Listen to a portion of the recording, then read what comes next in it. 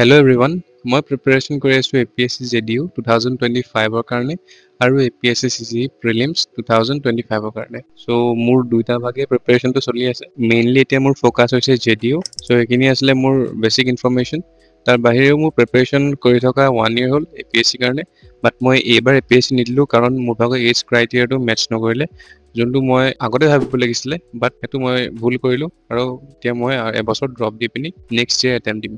এতিয়া মোৰ morning সেশনটো start হৈছে আসাম জিকে পৰা। এতিয়া মই আসাম জিকেখন ৰিভাইজ মাৰি আছিলো। এবাৰ ভাবিছো কি মই চেপ্টাৰ ওয়াইজ যাওঁ। এনেকেতো খেলি মেলি মাজত ধৰি পঢ়ি থকা হয় চেপ্টাৰটো খুব কম পঢ়া হয় মানে। কিন্তু চেপ্টাৰ ওয়াইজ পঢ়িম ভাবিছো। তাৰপিছত অলপ ওলাই গলো। ওলাই আহি পিনি এবাৰ নিজৰ ৰুটিনখন চেক কৰিলো।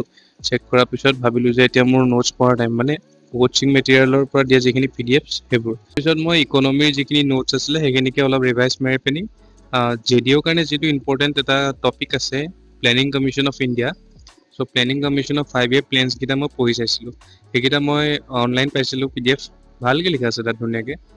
ইনক্লুডিং কি মডেল ইউজ কৰিছিলে ফাৰ্ষ্ট 5 year প্লেনত, ছেকেণ্ড 5 year প্লেনত, থাৰ্ড 5 year প্লেনত, কিয় মানে কিছুমান প্লেন ছাকচেছফুল হৈছিলে কিয় নহৈছিলে, তাৰপিছত কোনকেইটা ইয়েৰ প্লেনিং ইয়েৰ নহয় এনুৱেল ইয়েৰ হিচাপে মানে ঘোষণা কৰিছিলে সেইবোৰ মানে ডিটেইলছ ভালকে দিয়া আছে। সো সেইখিনি অলপ ৰিভাইজ মাৰিলো। সেইখিনিৰ পৰা মানে বহুত কথা শিকিব পালো। প্লেনিং কমিশ্যনৰ এই নোটটো মই খতম কৰি পিনি নিউজ পেপাৰখন ললো। নিউজ পেপাৰ এনালাইচিছটো মই ডেইলি মোৰ কমিউনিটি পোষ্টত আপলোড দি থাকো।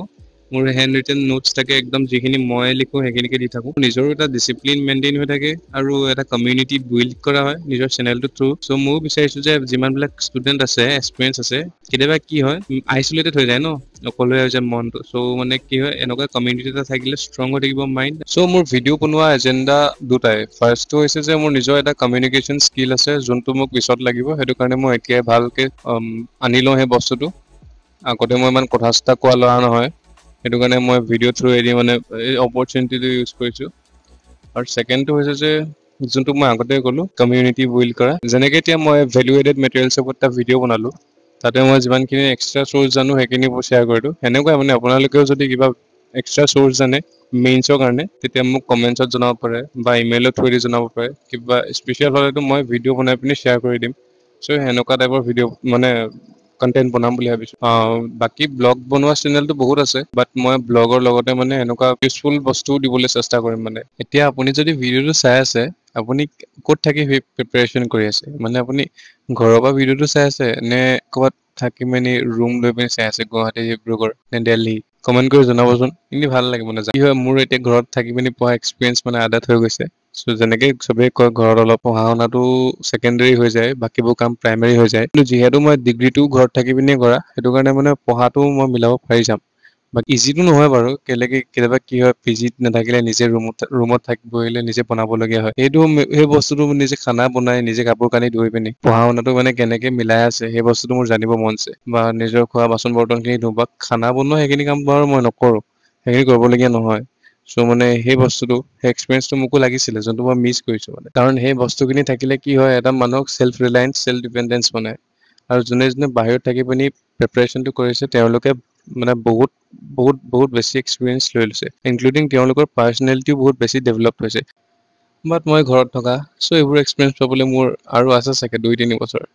যদিহে ক্ৰেক হয় ফাৰ্ষ্ট এটেম্পটত নহ'লেতো আৰু 4-5 বছৰলৈকেতো নায়েই চান্স।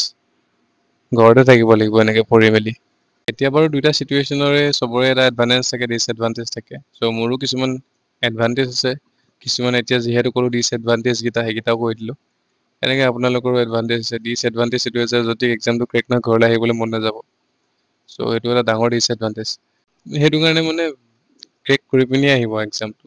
খালি এটাই প্ৰব্লেম অহা বছৰকে ইলেকশ্যনটো আহি আছে। তাৰ আগত যদি পষ্ট ওলাই ভালেই বাট গোটেই যোনটো প্ৰচেছ হ'ব এক্সামৰ সেইটো চাগে অলপ শ্ল' হ'ব এইবাৰতকৈ। এইবাৰো অলৰেডি শ্ল' হৈছে। এইবাৰ যিটো নটিফিকেশ্যন আহিছে APSCৰ সেইটোতো বহুত পাছত আহিছে। ইন জেনেৰেল ডিচেম্বৰ জানুৱাৰীত আহি যায়। বাট এইবাৰটো আহিছে আপোনাৰ এৰাউণ্ড মাৰ্চ মানত আহিছে নেকি? হয় মাৰ্চ এপ্ৰিল মানত আহিছে।